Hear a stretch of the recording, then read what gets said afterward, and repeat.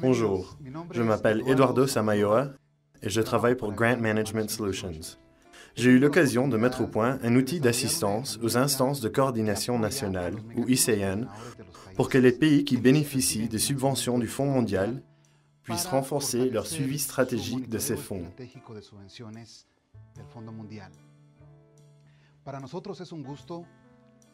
Nous sommes heureux de débuter cette série de 4 vidéos éducatives qui vous aideront à comprendre ce qui est le tableau de bord, ses emplois, les façons de l'utiliser et la valeur ajoutée que cet outil apporte à la fonction du suivi stratégique d'une instance de coordination nationale. Commençons par la première vidéo.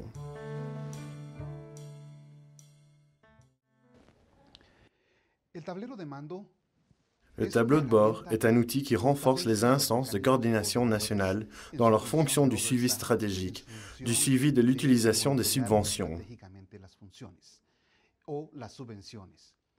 Pour expliquer ce tableau de bord, je vais décrire les 5 fonctions établies par le Fonds mondial pour le bon fonctionnement d'une instance de coordination nationale.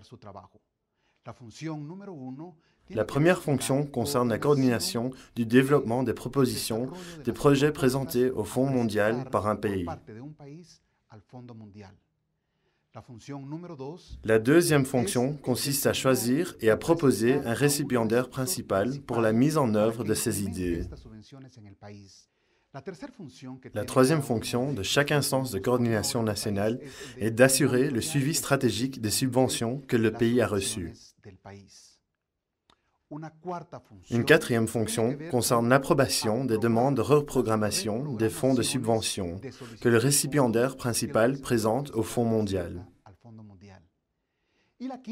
La cinquième fonction consiste à coordonner la communication et la documentation de toutes ces activités entreprises dans le pays en raison d'activités de l'ICN ou du récipiendaire principal.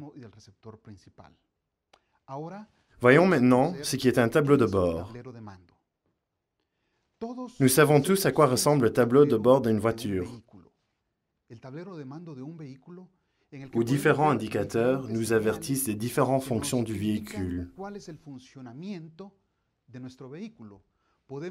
Nous pouvons y voir la quantité d'essence restant dans la voiture.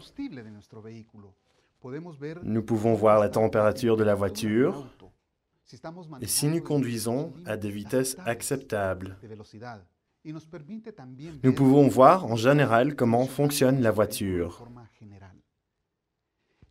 C'est cette même idée générale que nous voulons incorporer dans le tableau de bord des subventions qui a été créé pour les ICN.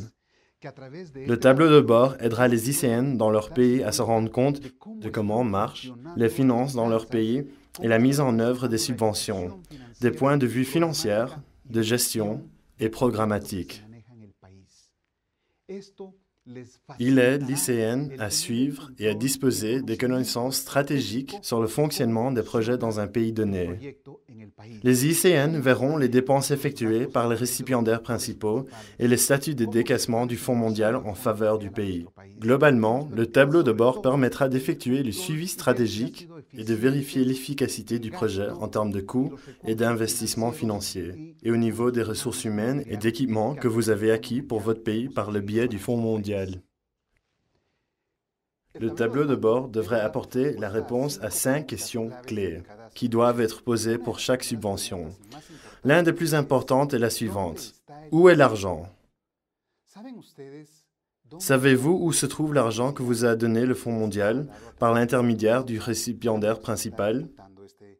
Comment gérer l'utilisation de ces sommes? Savez-vous qu'entre 2004 et 2011, le Fonds mondial a approuvé l'utilisation de 23 milliards de dollars dans le monde? Comment cela est-il géré dans votre pays? Autre question très importante. Où sont les médicaments? Les moustiquaires et le reste du matériel médical acheté avec les ressources octroyées à votre pays par le Fonds mondial. Savez-vous, par exemple, que de 2004 à 2011, le Fonds mondial a distribué plus de 230 millions de moustiquaires pour lutter contre le paludisme? La troisième question du tableau de bord consiste à demander si les sous-récipiendaires achètent les ressources et l'assistance technique prévues dans le plan de projet. Quatrième question. Toutes les activités du projet sont-elles réalisées comme prévu? Il est aussi important que vous sachiez que de 2004 à 2011, le Fonds mondial a traité 8,5 millions de personnes souffrant de tuberculose. La mise en œuvre est-elle réussie dans votre pays? Le tableau de bord aide aussi à répondre une cinquième question. Les résultats correspondent-ils aux objectifs des résultats du projet? Savez-vous, par exemple, que les subventions octroyées par le Fonds mondial en 2011 ont permis à plus de 3,3 millions de gens de recevoir un traitement antirétroviral? Comment ces ressources sont-elles mises en œuvre dans votre pays? Sur cette base, j'ai créé cet outil. Un outil qui facilite l'analyse et aide à comprendre ce qui se passe dans votre pays et à élaborer des plans d'action pour surveiller ces activités. Quelles caractéristiques doit posséder un tableau de bord? L'une des plus importantes est de veiller à ce que le tableau de bord permet à l'instance de coordination nationale de travailler sur les questions les plus importantes. Les situations où peuvent exister un goulot d'étranglement ou des problèmes de mise en œuvre de la subvention. Au final, l'instrument attire notre attention sur la stratégie. Il s'attache à nous offrir l'information visuellement et graphiquement, et il facilite l'analyse de ces informations. Autre caractéristique importante, il facilite l'analyse des informations financières, de gestion et programmatique. Il facilite ici le processus de prise de décision de l'instance de coordination nationale. Une troisième caractéristique importante du tableau de bord est de permettre l'identification et la solution aux goulots d'étranglement ou aux problèmes en cherchant les ajustements qui permettront d'améliorer la prise en œuvre du projet ou la subvention du pays. Cela nous permet d'élaborer un plan d'action pour surveiller toutes les actions importantes pour la réussite du projet. Sa quatrième caractéristique est d'aider la communication entre l'instance de coordination nationale et le récipiendaire principal. Le tableau de bord n'est pas un instrument d'audit ou de contrôle fiscal. C'est un instrument qui pourrait aider le récipiendaire principal à agir sur les goulots d'étranglement lorsqu'il n'arrive pas forcément à y trouver la solution lui-même. Cet instrument facilite ce type d'action et l'instance de coordination nationale peut continuer d'identifier et de sélectionner les meilleures décisions. Dans un pays précis, qui devrait utiliser le tableau de bord? Le tableau de bord a 3 utilisateurs importants. Vous êtes les premiers utilisateurs en tant que membre de l'ICN, qui vont améliorer la communication avec le RP et apprendre comment se passent les choses pour la mise en œuvre du projet dans votre pays. Les utilisateurs suivants sont les membres du comité du suivi stratégique ou les techniciens de gestion du tableau de bord. Ce sont eux qui seront chargés d'ajouter les informations au tableau de bord et en présentant les informations et les recommandations à l'instance de coordination nationale. La troisième catégorie d'utilisateurs de cet outil consiste des récipiendaires principaux, car une grande partie des informations ajoutées au tableau de bord proviennent des récipiendaires principaux. Ce sont les 3 catégories d'utilisateurs de tableau de bord. Le tableau de bord a été créé dans le programme Excel. Une fois ouvert, l'outil affiche 3 menus différents. Le premier menu nous aide à ajouter des informations. Un deuxième menu nous montre les résultats avec des diagrammes. Et un troisième menu nous montre le plan d'action et les recommandations de l'instance de coordination nationale. Dans le menu Saisie des données et d'informations, on peut saisir Sur une feuille unique, les nouvelles informations financières, programmatiques ou liées à la gestion. Les informations sont saisies dans des zones de couleurs différentes. Un par type d'information.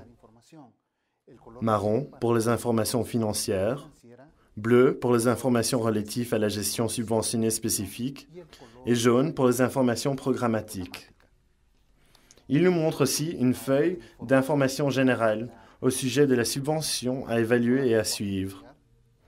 Et il nous présente 4 diagrammes concernant les aspects financiers pour lesquels vous, en tant que membre de l'ICN, pouvez exercer le suivi stratégique de la subvention. 4 graphiques dans lesquels nous pouvons observer les dépenses et les coûts, les différences entre le budget provisionnel et les dépenses effectives, de même que les dépenses du récipiendaire principal et des sous-récipiendaires. Cela vous donnera une perspective stratégique pour voir où se trouve la portion financière du projet et savoir comment est distribué l'argent dans votre pays. La partie relative à la gestion vous aidera dans la prise de décisions relatives aux conditions suspensives et à l'achat des médicaments, des matériaux médicaux et pharmaceutiques et, aussi important, relatives au stock des médicaments conservés dans le pays. Cela peut également vous aider à voir les statuts de contrat conclus entre les sous-récipiendaires et le récipiendaire principal. Cela nous aidera également à voir le statut des contrats avec la direction ou le personnel de coordination pour une meilleure mise en œuvre du projet. Dans la section programmatique, vous pourrez suivre les 10 indicateurs les plus importants pour le pays de cette subvention spécifique. Sur les 30 ou 40 indicateurs du projet, vous choisirez les 10 plus importants. Vous pouvez les voir sur l'écran en rouge, jaune et vert, et vous pouvez suivre la progression générale du projet. Ils nous permettent enfin d'avoir une liste de recommandations qui prépare le comité du suivi stratégique quand il saisit les informations sur le tableau de bord. Il nous permet aussi d'avoir une feuille spéciale pour les actions que le comité et l'ICN, tous deux estiment important de réaliser pour suivre l'efficacité et la réussite du projet. Ce plan d'action est doté d'une date butoir et est confié à une personne qui est responsable de ce suivi. Ceci est le tableau de bord. C'est un outil qui facilitera l'analyse stratégique et la réussite de votre projet subventionné. Le tableau de bord est un outil dans Excel, complètement gratuit. Pour accéder à cet outil dans votre pays, vous pouvez suivre les instructions de téléchargement sur le prochain écran.